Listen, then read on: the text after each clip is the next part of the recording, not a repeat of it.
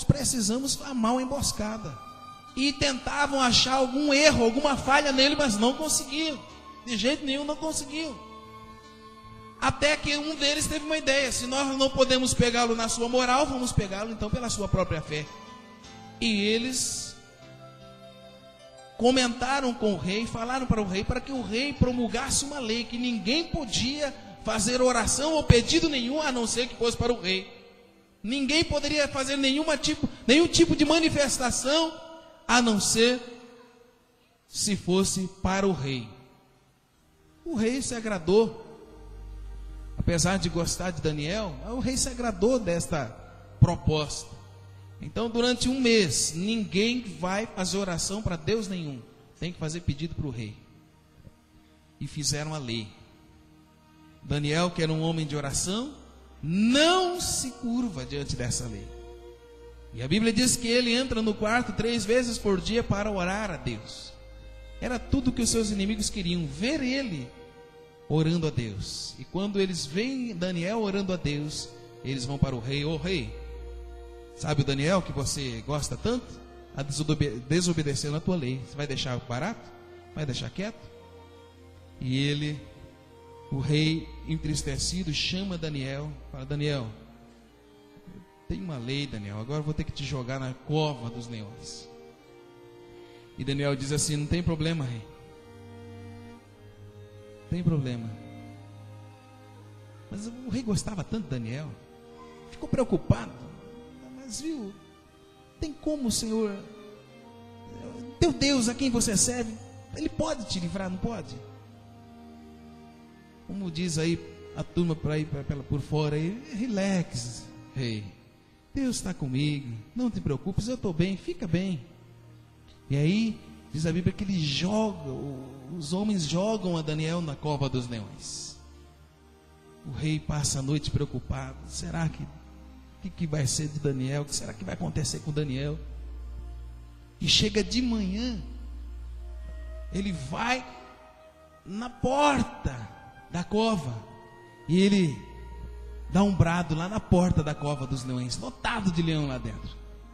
Ele chama: Daniel, o teu Deus a quem tu serves te tirou, te livrou. Aí tem aquele silêncio. Aí lá de dentro da cova, Daniel responde dizendo: sim, ó rei, o meu Deus a quem eu sirvo tapou a boca dos leões e me livrou. Aí Daniel é tirado da cova dos leões e imediatamente aqueles acusadores, aqueles que tentaram intentar mal contra a vida de Daniel, foram lançados para dentro da cova dos leões. E diz o texto que antes mesmo deles tocarem o chão, aqueles homens, aqueles leões já estraçalharam aqueles homens. A minha pergunta aqui é: por quê? Por que é que a calamidade atinge a uns, como atingiu Daniel,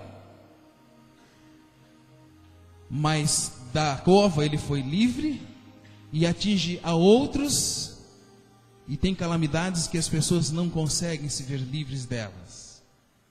Por que é que uns parecem que nascem com a urucubaca? Parece que a calamidade mira assim, o diabo assim mira, é você mesmo.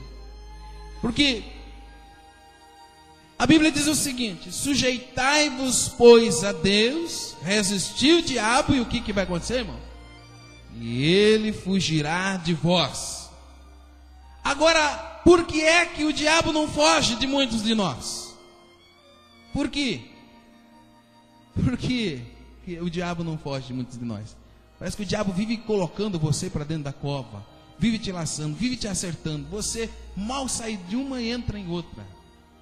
Por que muitas vezes você se vê na mira assim? Você fala assim: vê se me erra, diabo, nem que seja uma vez, vê se me erra. Pega o outro ali, o outro está tranquilo, você fica só em cima de mim. É luta em cima de luta.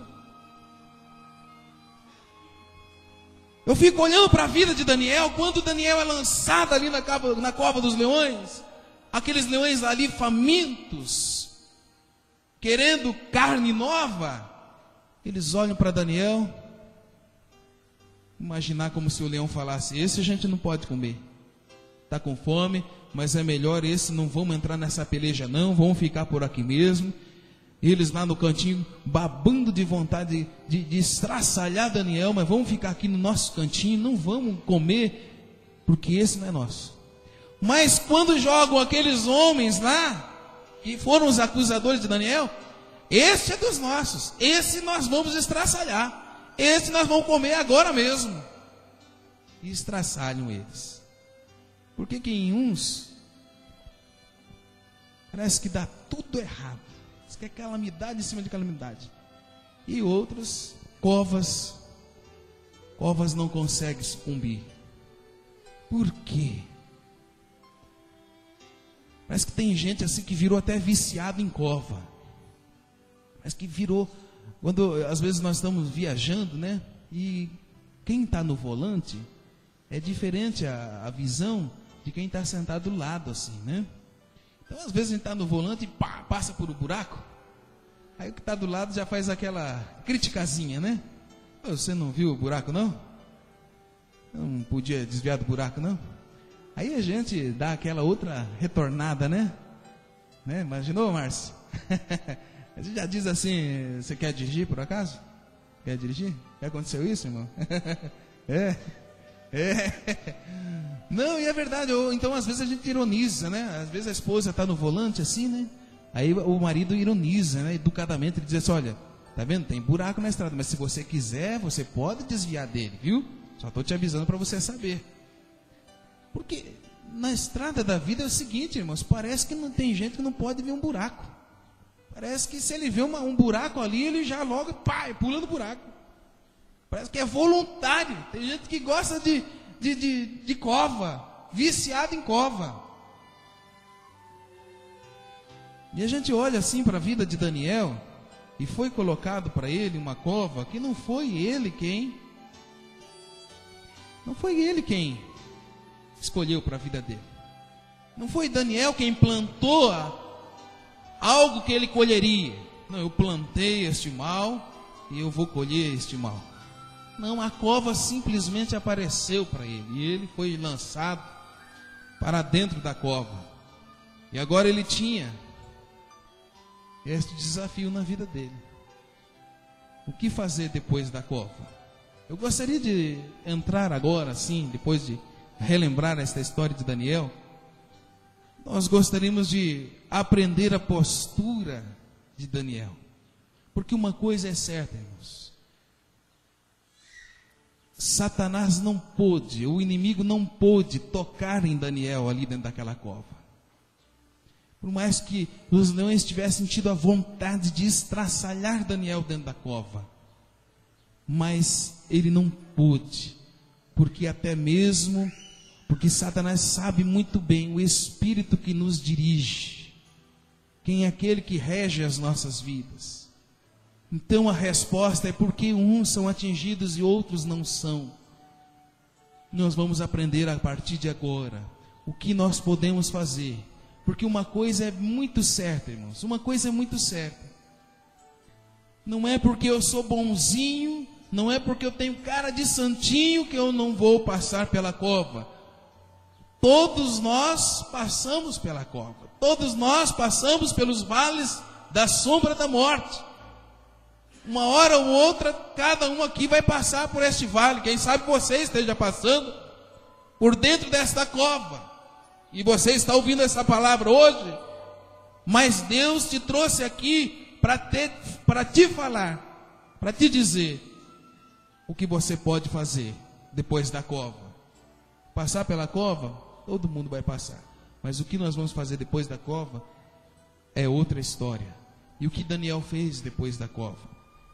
É aí que mora a resposta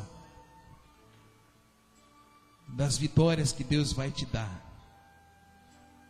Amém? Você crê nisso? Deus é fiel. Veja comigo, Veja a postura de Daniel quando ele sai da cova. No capítulo 6, que você já está com a tua Bíblia aberta. Vamos ler a partir do verso 19.